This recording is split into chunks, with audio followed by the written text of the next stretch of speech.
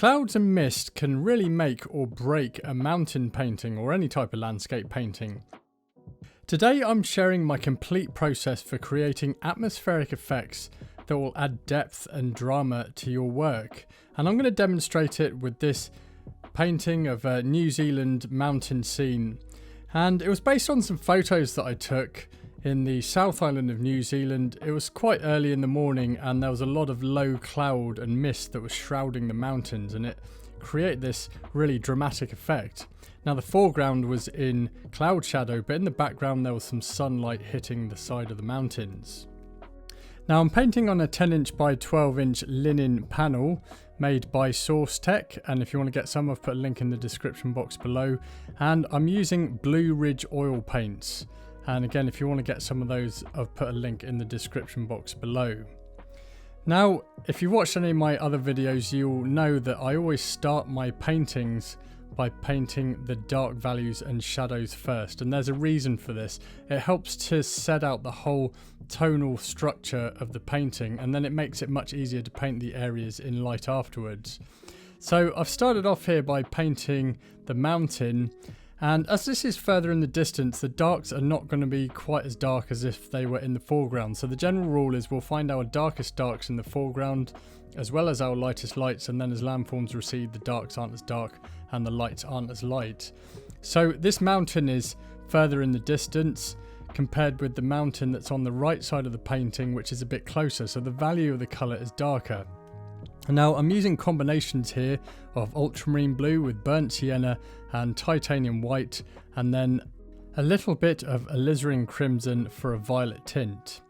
And I'm using the same colours in the clouds as well, only a lot more titanium white. Now even though the clouds are quite light in value, I include this in the darks because it's in shadow here. And the misty, cloudy effect that I want to paint in this artwork starts here in the blocking stage. So I'm able to blend in the edges of the clouds with the shadows of the mountains. And because I've been using the same colours so far, it helps with the overall colour harmony. Now the darkest values are in the foreground here, which are in the shadows in the grass and some of these plants. And I've mainly used ultramarine blue with yellow ochre to start with. Perhaps a little bit of titanium white for some of the vegetation that's in the midground. But all the while I'm keeping in mind my tonal values, the lights and darks in the scene, and the colour harmony. And we can achieve colour harmony by using common colours throughout the painting. Now once my main areas of darks are established, I then work back in the painting and start working forward. So I started with the clouds and sky here. So the sky is a mix of ultramarine blue with a little phthalo green and titanium white. And then for the clouds, at this stage I just started using titanium white with a little burnt sienna. Now as I'm in the blocking in stage of the painting, I'm using quite large brushes for the size of the canvas. So these are number 5 bristle flat brushes, and they're made by Rosemary & Co. And if you want to get some, I've put a link in the description box below. But the reason for using larger brushes is so that I can get loose gestural brush marks down on the canvas early on. So in this stage I'm not worried about detail at all. I just want something nice, loose and painterly, and then I can add some detail later on. Now what I'm doing here is I'm painting some of the sunlight that's hitting the side of the mountain, and this is the only part really of the painting where there's direct sun on the mountain face. So the thing that's really important here is that I get the saturation of the colour correct. If it's too saturated, it will come forward in the landscape. However, if it's not saturated enough or it's too light in value, it's going to look a little strange as well. So it's really important that I'm using some low chroma colour mixes, and I mainly used yellow ochre with some titanium white, a little bit of alizarin crimson and some ultramarine blue to desaturate. Now once I'd finished on the background there, I left it so it could dry, and then I started working my way forward in the painting and painting the water. Now the water here is mostly reflecting the clouds that are in the midground and also the mountains in the background, and also just the sky in general. And this part of the painting was in cloud shadows, so it's going to be a similar colour. So again, I used a mix of ultramarine blue with some burnt sienna to desaturate, and then some titanium white and a little alizarin crimson. I've kept the mixture more on the blue side. And then also there's this silt and mud that's in the midground as well, and I was able to use similar colours but with less titanium white and a bit more burnt sienna, just to communicate that darker coloured sand and mud that's in the foreground. Following that, I started painting the straw coloured grass that's growing here, and for this I used a mix of yellow ochre with a little alizarin crimson and titanium white and just a little bit of ultramarine blue to desaturate. And then the other vegetation that's remaining is some other grass and just a few trees and shrubs. And for this I used yellow ochre with some ultramarine blue, a little cadmium yellow medium and titanium white, and then I also added a tiny amount of phthalo green and a little bit of cadmium red light. The cadmium red light is opposite to green on the colour wheel, so it helps to balance out the green and also desaturate it a little bit. Now at this point in the painting, the blocking in stage was complete and I allowed it to dry.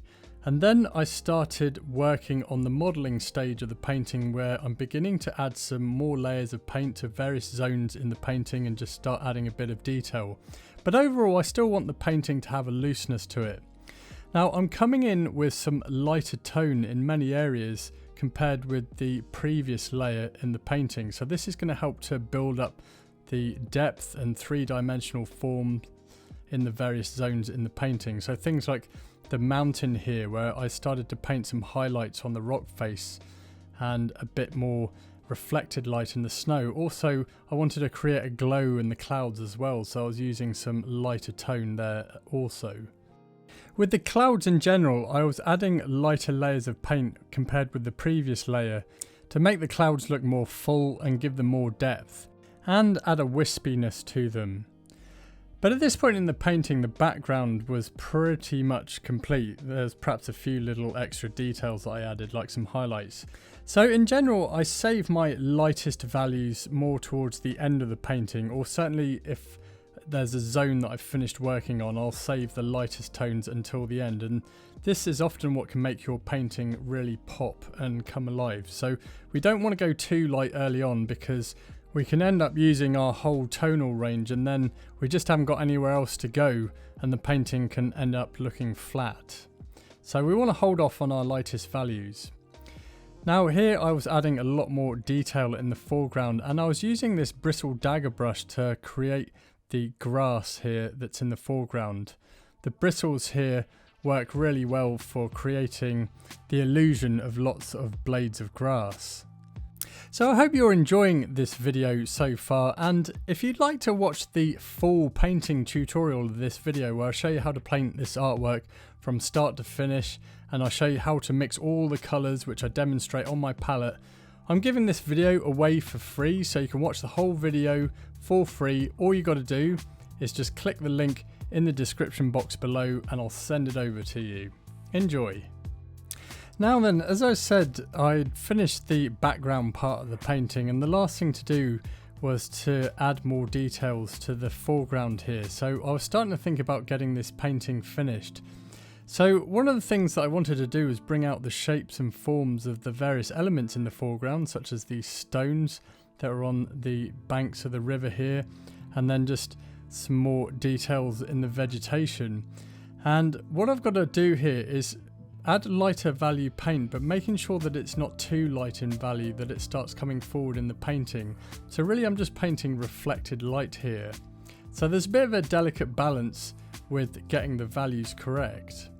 I'm using much smaller brushes here as well, such as pointed rounds to paint the suggestion of ripples in the water, and also things like blades of grass and reeds and things like that that are sticking out of the clumps of vegetation.